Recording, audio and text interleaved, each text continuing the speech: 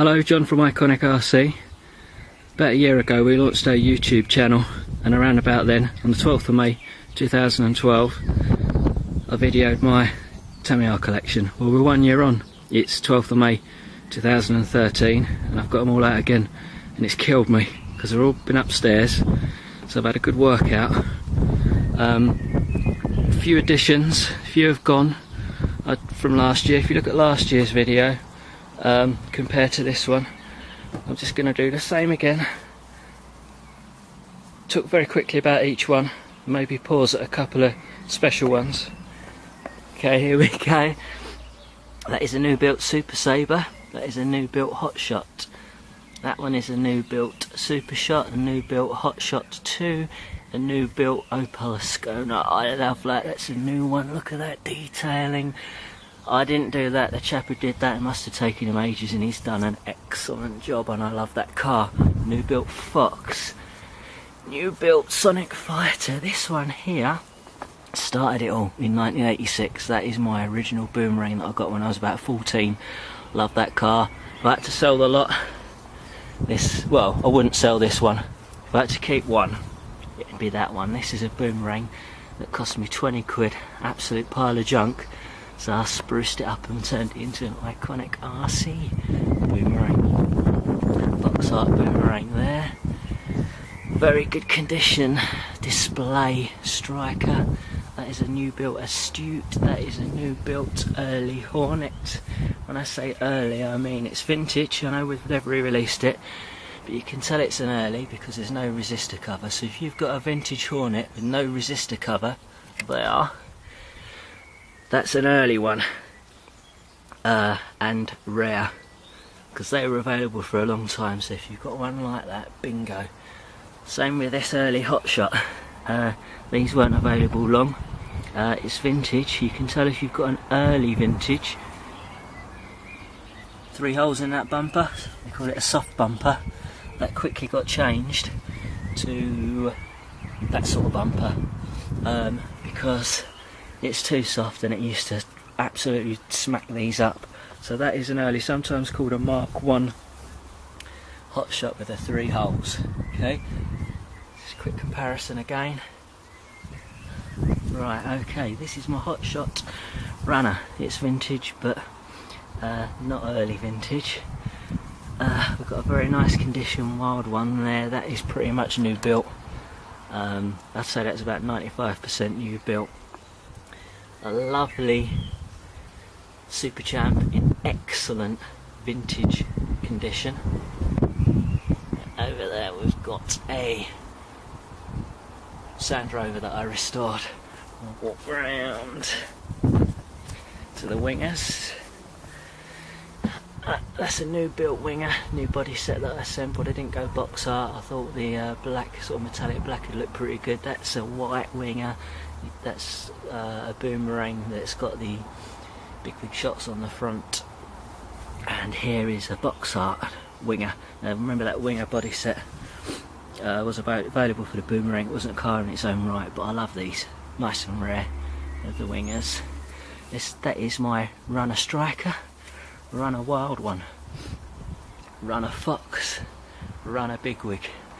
Over there, Runner Hotshot 2, Runner Super Shot, and over there is Display Fire Dragon. Over there is a Saint Dragon, Super Dragon, then a Saint Dragon, then a Thunder Dragon. This is my Runner GRB, fantastic, absolutely love that. Quite a few of these are videoed, so have a look at the GRB video. That is a re-release sand sculpture that I did in Ford Highland Green. Couldn't resist, any colour will do for these. Just gorgeous. That is my iconic Blitzer Beetle. Got this knackered body shell, so I've had to trim the arches down a little bit, and I went matte black and made it iconic. This is my Pepsi Blitzer Beetle. Now on there I've put Street Rover wheels, tyres. Those also were on the Chrome Edition Blitzer Beetle, but those are 2 vintage Blitzer Beetles, and I basically bought a Street Rover, put the wheels on my Blitzer and put the Blitzer wheels on the Street Rover. So cheated a little bit because this is like an off-road Street Rover. I also used a Blazing Blazer driver head instead of the Cowboy Dude. I love that. I think that's come out pretty well. That I've yet to run that. That'll be coming up in a video soon. Can't recommend these highly enough because this pre-painted body is gorgeous. Okay, that is a Desert Gator with a few hop-ups on it that I'm yet to run, and that'll be on a video pretty soon. That is my daughter's Mini MO3L long wheelbase. That's an MO3M medium wheelbase Fiat. TA01 Merc. FF01 Idemitsu, first FF01 that is, and over there is the very iconic Andy Rouse FF01 Montero. Next to that is a lovely looking, very great scale looking Lexus on the TL01 chassis. So all these ones, all these road cars, well, apart from these two, are new since last year. Something I've been looking to get into. I prefer the trucks and the buggies, but I've got a few of those. That Idemitsu is pretty knackered, but never mind. Right, and over there are some projects. They're really rough. That Bigwig's going to end up being a display example Bigwig, believe it or not. I've got a new body set for that. Next to that is a Baja Champ. Then we've got a Sonic Fighter and a Rough Rider and Sand Scorcher that I really need to get sorted.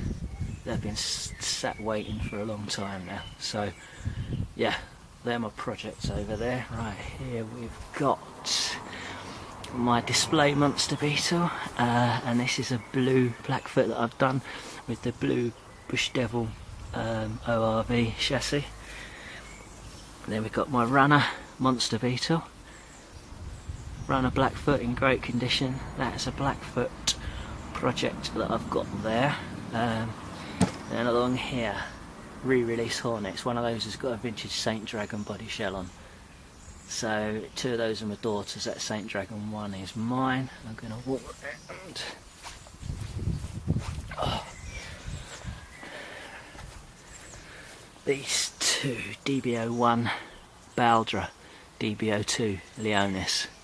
I love that Leonis. She doesn't love me though. I have so much trouble with it. I've got this Baldra running okay though, so that's pretty cool. Very cool modern Tamiya buggies. Everyone needs a Watanabe. That's my Watanabe Runner, and that is a re-release. Well, yeah, it's a holiday buggy on the DTO2 chassis. What I've done is I've changed the wheels and changed the shocks, put smaller shocks on there, and dropped them below the body and just put a bit of grate on there just to make it look a little bit better. Yeah, and that runs great.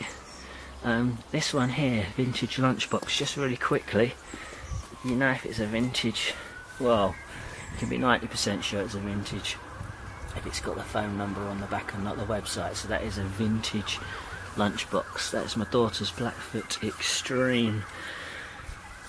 My other daughter's Wild Willy 2 with Wild Wendy sat in there. That is my Runner Montero. And next to that, oh, someone's done something naughty. Right, Ford Ranger that I restored. Maybe one of my favourite lookers in the whole collection. I absolutely love the Ford Ranger. And next to that is my Blazing Blazer. Let's come round the back of these.